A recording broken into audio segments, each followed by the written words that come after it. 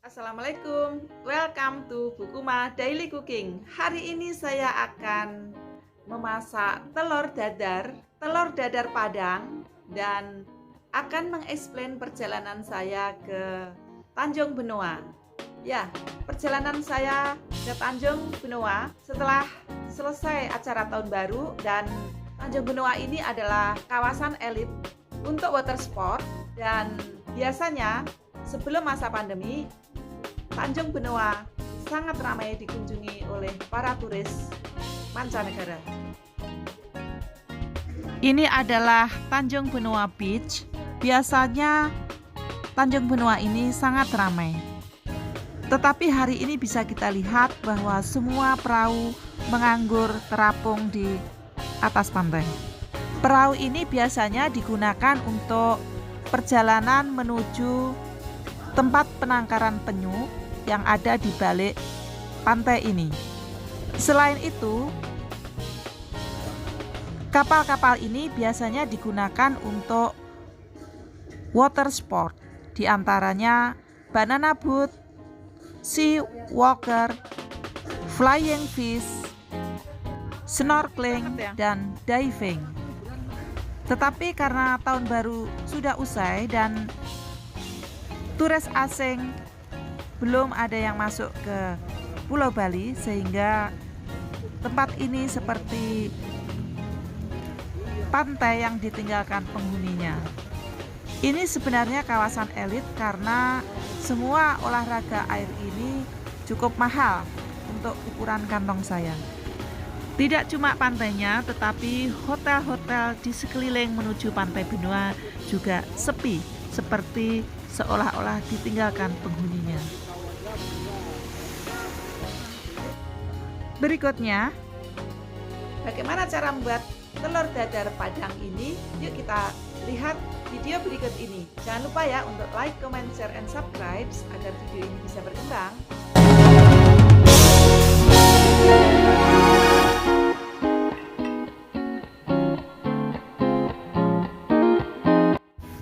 Telur dadar Padang ditandain dengan telurnya yang tebal dan rasanya yang penuh dengan rempah-rempah.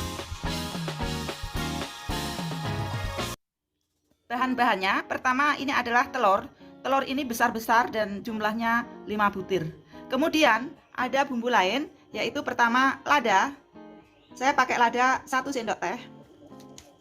Ini ya, kemudian ini kaldu jamur 1 sendok teh. Kemudian garam. Nanti saya akan pakai setengah sendok teh, tapi akan saya cek dan koreksi dulu. Kemudian ini juga saya pakai tepung. Ini adalah tepung beras 4 sendok makan. Kemudian ini kelapa sangrai. Saya pakai 9 sendok makan.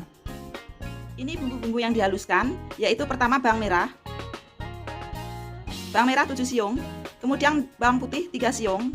Kemudian kunyit kira-kira 3 cm, kemudian kemiri saya pakai 2, kemudian ini cabai-cabean, yaitu cabai gede 2, cabai rawit 4, dan cabai keriting ada 3. Nah, bumbu-bumbu ini akan saya potong-potong dulu, kemudian saya akan blender. Pertama saya masukkan tepung terigu. Ini 4 sendok makan, kira-kira 40 gram.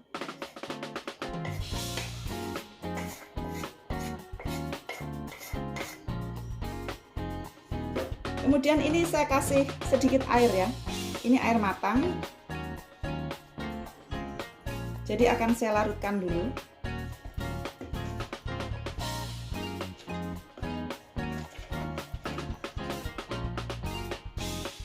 Ini ya, posisinya sekedar tepung beras tercampur dengan air. Kemudian berikutnya saya masukkan semua nih. Ini kelapa parut tetapi sudah saya sangrai. Semua ukuran bahan ini saya sesuaikan dengan besarnya wajan yang akan dibuat untuk menggoreng telur. Ini saya aduk rata. Berikutnya telur saya masukkan.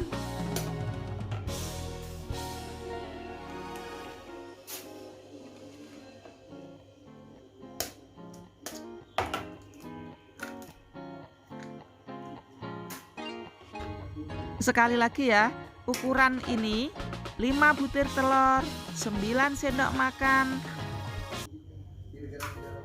kelapa sangrai, 4 sendok makan tepung beras, karena untuk menyesuaikan dengan besarnya wajan agar yang digoreng pas sesuai dengan ukuran wajan, tidak terlalu banyak. Jadi, ataupun tidak terlalu sedikit. Kemudian ini perasa. Saya suka pakai perasa dari kaldu jamur. 1 sendok teh kira-kira.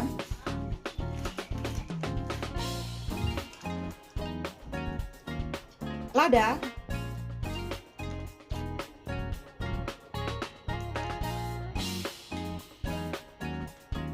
Kira-kira 1 sendok teh juga.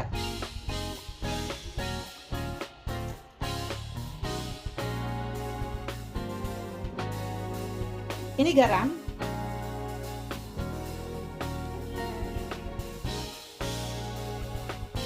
Setengah sendok teh.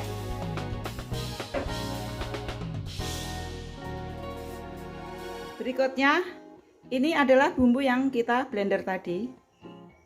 Akan sekalian saya masukkan ke sini.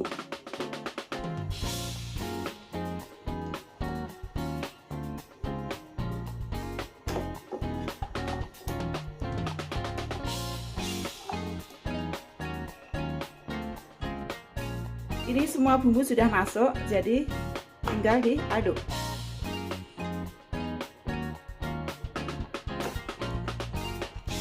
Ini kita aduk terus hingga homogen sampai semua bumbu tercampur dengan telur.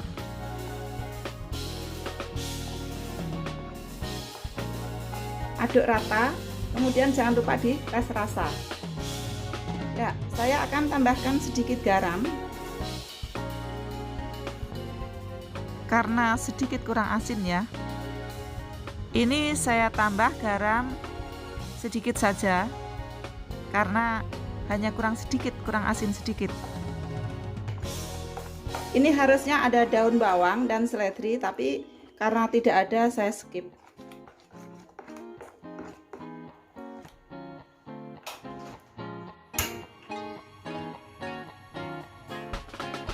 Ya, pertama panaskan api pakai api yang besar, kemudian tuang ya, ini semuanya dituang di sini. Kebetulan adonannya pas banget dengan besarnya wajan. Kemudian kecilkan api ya. Pertama menggoreng, apinya besar sehingga minyaknya panas, harus panas. Setelah dituang, adonan telurnya dituang, kemudian dikecilin, kecil banget. Jadi kita di sini pakai api kecil saja. Dan tunggu sampai telurnya benar-benar matang. Jadi ini apinya benar-benar kecilin ya. Ya, kenapa ini apinya harus kecil? Karena agar matangnya rata dan tidak gosong. Dan hari ini saya memakai 5 telur dengan segala proporsinya. Kenapa? Karena saya memakai wajan size-nya dengan diameter sekitar 22 ya. Jadi kalau telurnya cuma sedikit jadinya jelek. Tapi Anda boleh aja memakai telur 3 misalkan, dengan komposisi yang lainnya dikurangi proporsional. Dan ini kita tunggu sampai benar-benar matang. Tidak boleh dibalik sekarang. Kenapa? Nanti hancur. Dan woi, ini bawahnya sudah kokoh. Dan saya akan membaliknya.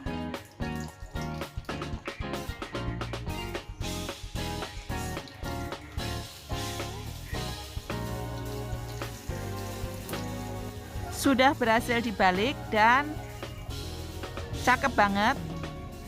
Matang, kulitnya matang sempurna, kecoklat-coklatan. Perhatikan ya waktu membaliknya. Pastikan bagian bawahnya sudah ya, ini kokoh, posisinya sudah saya balik, sudah matang sehingga tidak rusak waktu dibalik. Ya, bawahnya sudah matang sekali, tetapi cara membaliknya sedikit kurang smooth tadi, jadi ada di daerah di sini yang agak-agak kurang bagus ya. Tapi pastikan telur dadar Padang ini enak. Oke, saya lihat dulu.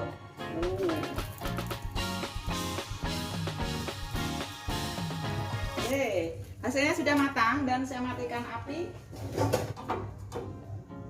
Berikutnya saya pindahkan ke piring, dan ini harus hati-hati karena telurnya besar banget. Wow. Perhatikan minyaknya ya, tidak terlalu banyak dan juga tidak terlalu sedikit. Keren sekali. Telurnya keren sekali. Ya, ini telur dadar Padang ala Bukuma Daily Cooking. Dan ini coba saya potong. Cukup tebal.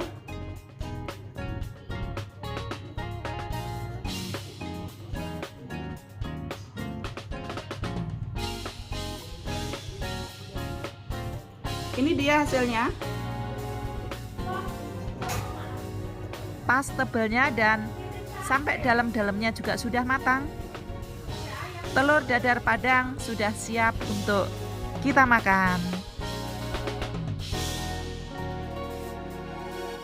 Mudah-mudahan sekilas sightseeing kami ke Tanjung Benoa bisa menginspirasi perjalanan Anda ke Bali di saat yang akan datang. Dan mudah-mudahan telur Padang yang saya buat ini juga menjadi inspirasi makanan keluarga Anda. Terima kasih. Assalamualaikum.